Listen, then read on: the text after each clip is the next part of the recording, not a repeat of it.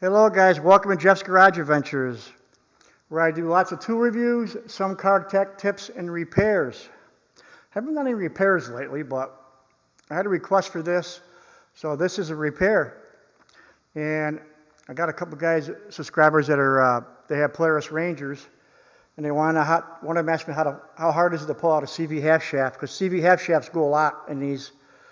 They seem to go quite a bit. I've replaced a few over the years myself. This is a 2011 Ranger. This repairs for quite a few of these Rangers. Obviously, probably not everyone, but I would say the majority of them. It's up on my lift, my bent pack lift. What do you need for tools? We're going to go over here first and show you the tools you need. You don't need a lot of tools, guys. You're going to need, I always get an inspection light.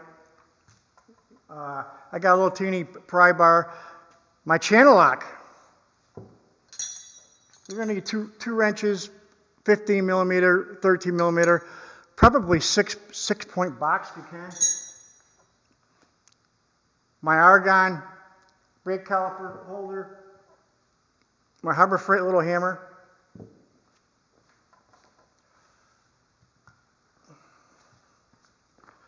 cotter pin extractor. You don't need it. You can use a screwdriver. My wheel pliers. 9/16 socket,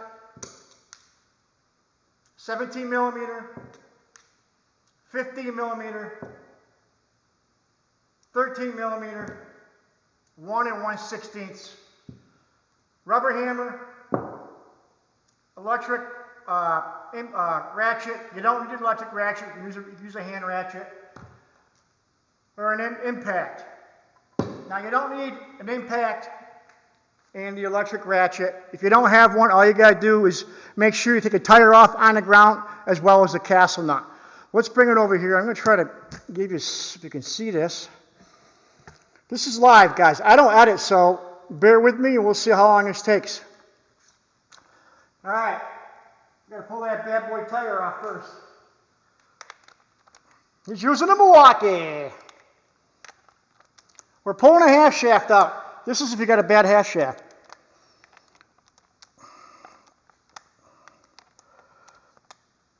And you got to get it on there first.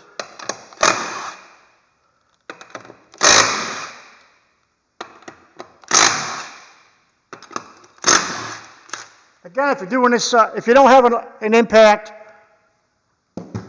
do it on the ground. Same with your axle nut. Otherwise, you're not going to get it off, the axle nut off.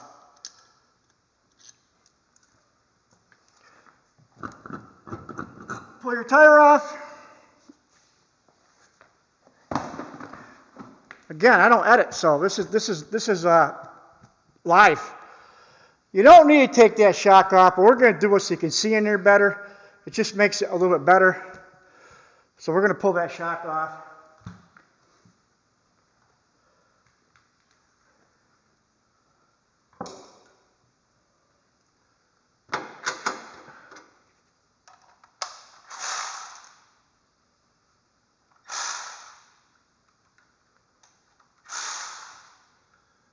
You're going to need a wrench at the backside. I got these Steelmans. Hopefully you can see some of this, guys.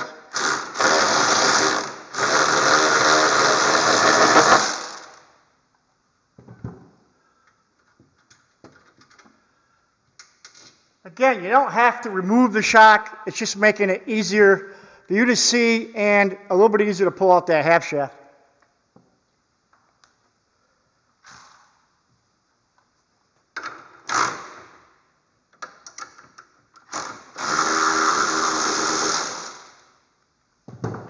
Milwaukee's in the house. Take a gander. Rubber hammer.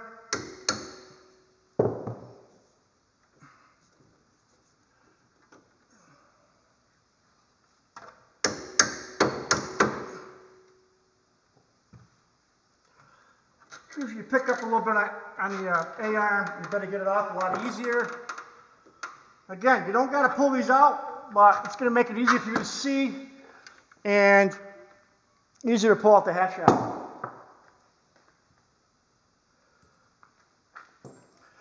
So what we got here now? So now that's out of the way. And now we're going to pull off the tie rod. Going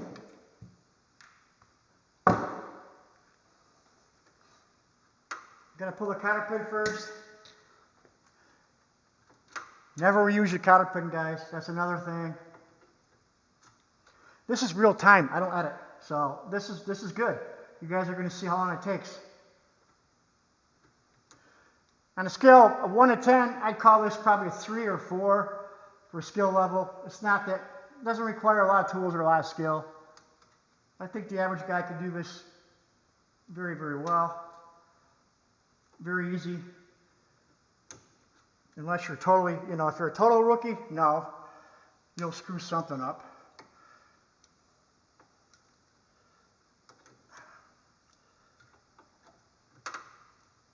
Pull out the cotter pin. I got that cotter pin off.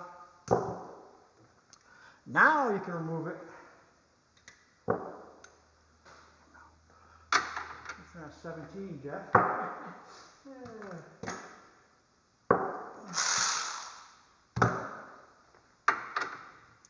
That's 15 mil. We're going to actually put that in the bottom.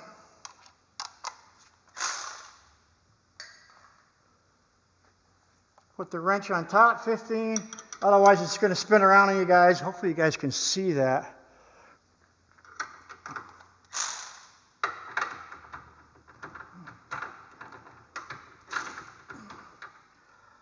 What's going on here?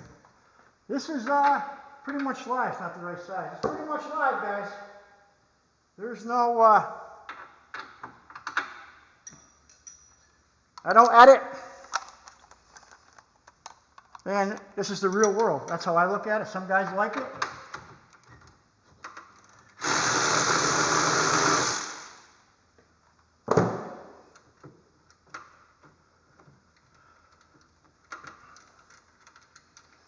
Sometimes these tie rods stick, sometimes they don't. Usually, all I do is, if you can see it, is I hit the I always hit the part that goes through. Voila. I always put I put it back on so I don't lose it. That's always a good tip. That's your tie rod end. Now that's out of the way. Hoping you guys can see this. So I got that off. Next we got to do brake caliper.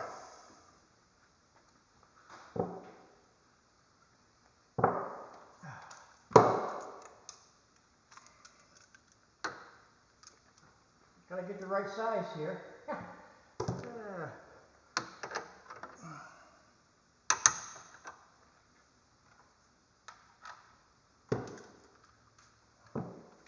Again, you can use, you don't need to have electric tools or air. You can do it, you can use a ratchet.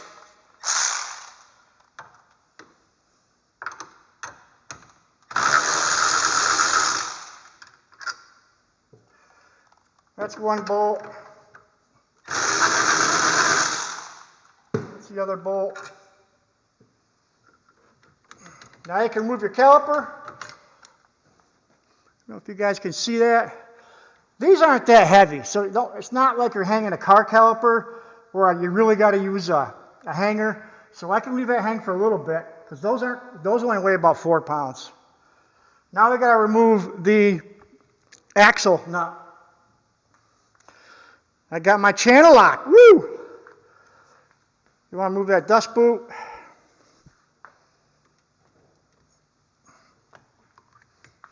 There's a dust boot. That's off. Now we got another castle nut. Again, if you're doing this on a floor, if you don't have air tools or battery tools, you got to do this on the ground, or you're going to be fighting it, guys. That's all I can tell you. You'll be fighting it. You don't want that.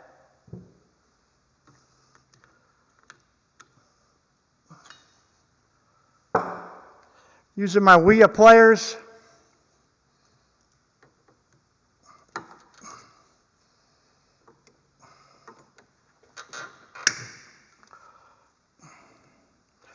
Sometimes cotter pins can be a pain in the butt.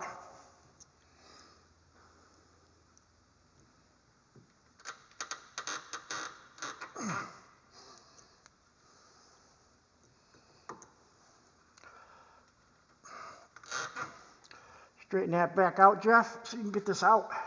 Trying to pull it out. Tap it with a hammer. This one's got a good sized cotter pin in it.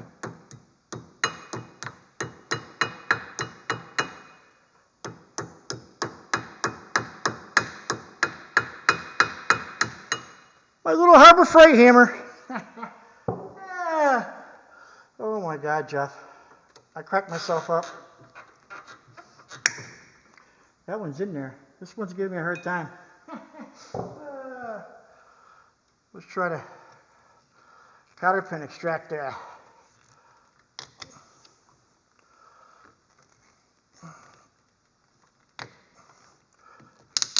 That one don't want to come out.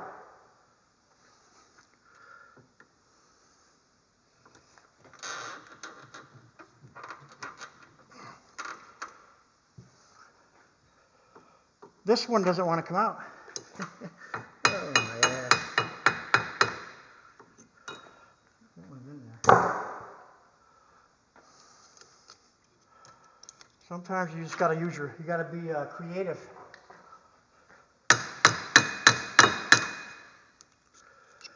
That's pretty bad. It's a big cotter pin. It did not want to come out. It'll be 20 minutes to pull the axle out. 15 minutes to cotter pin. This is real world, guys. I don't hide nothing. Okay, now you need a big, you're going to need this 1-inch, 1 1/16 socket. Again, if you don't have this, you got to do it on the ground. You'll never get that off.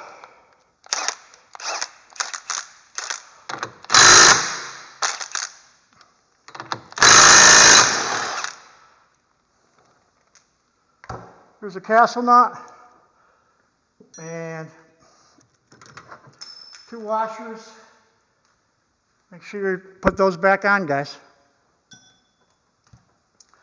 Now, carefully pull off the rotor and bearing assembly, trying to get that any dirt in there, guys.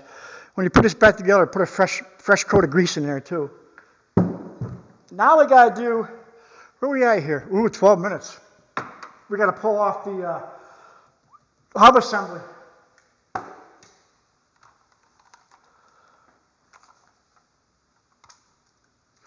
And what's we got here?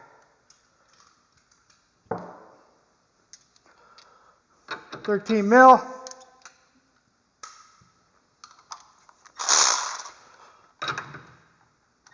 You got to put a wrench in the back, or you're going to have problems. It'll just spin around you. I'm using a Steelman 13 millimeter 6-point box.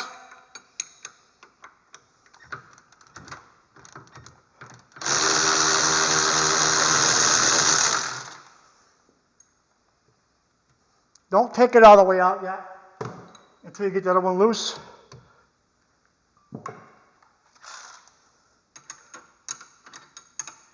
.13 millimeter box wrench on the back side to hold it.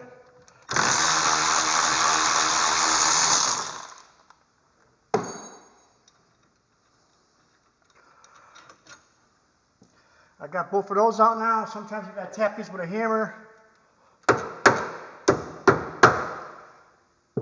Just pull it out. There's one. Got the other one.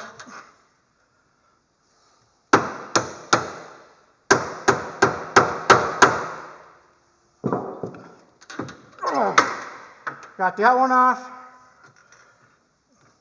The bottom, you can just let the bottom hang. I don't know if you guys can see that. Let the bottom just hang there for a second. You're not hurting nothing yet.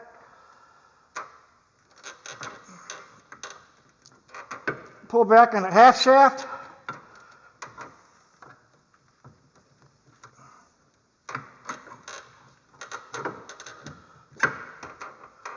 Leave that there. Be careful it doesn't fall all the way down.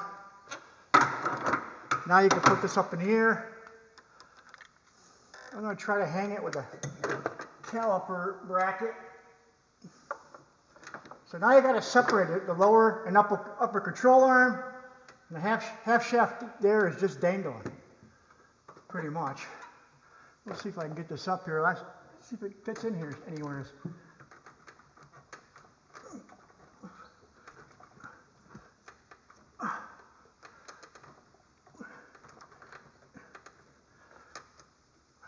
Got that on there. I don't know if you can see that. There's your half shaft, guys. I don't like how that is, though. Might want to get that in a little better, Jeff. Sorry if I'm in your way. Okay, we got that in there pretty good. What I normally do is, there's your half shaft. I use some air spray all the debris. Now the trick with these things is, you got to pull them straight out. You got to push in and come out, in, out, in, out. There's a little circlip on the end of that. I'll show you in a minute. Let me move this table.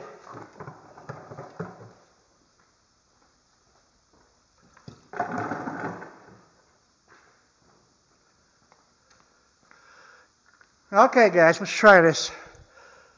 I haven't had this one out, I think, in a long time. Let's see what happens here. I put my hand here to hold it. Get a rag. Let me get a rag. Again, just for demonstration purposes, there's nothing wrong with this. I put my other hand here. Can you see it? I push in. There it goes. There's a half shaft. And what holds these half shafts? This is basically the same for a car, guys. There's a little circlip. I don't know if you can see it there. That's what holds that in there. There's a little circlip. These are heavy. That's what holds that in there, guys. That's all that holds that in there. And you go to put it back in. I'm not going to put it all back together for you, but when you go to put it back in, you got to line up the splines.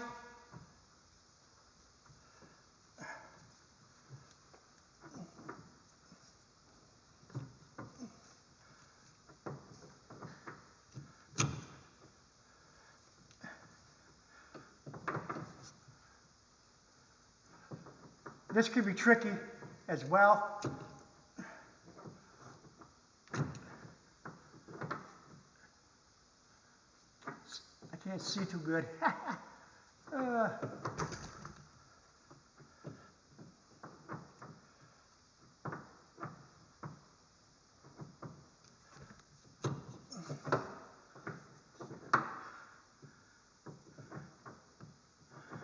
This is only going to go in one way. That's the problem. You got to get it, line the spline up. My arm's getting tired. It's heavy.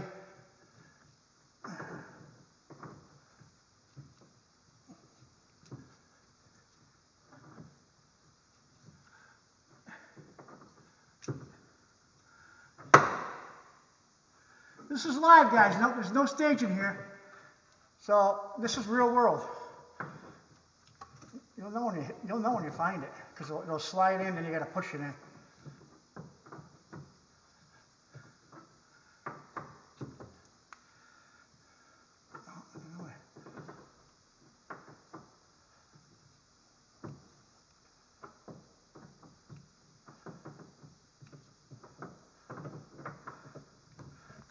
There you go. You got to line it up. Sometimes that's the trickiest part. All right, guys. That's it for today's repair. It took me 18 minutes, 19 minutes, and I had a few things. It took me a couple minutes to get that shaft back in. I don't wear gloves, guys, by the way, when I work. I'm old school. All right, guys. That's it for today's video. You guys want more car tech tips and repairs? This is for all the Polaris Rangers. Not all of them, but quite a bit. That's how you put a new, take out and remove the half shaft to put a new one in. It's not that big of a job. On a scale of 1 to 10, I'll call it a 3 or 4. All right, guys, take care and leave a comment below and tell me what you think. All right, take care.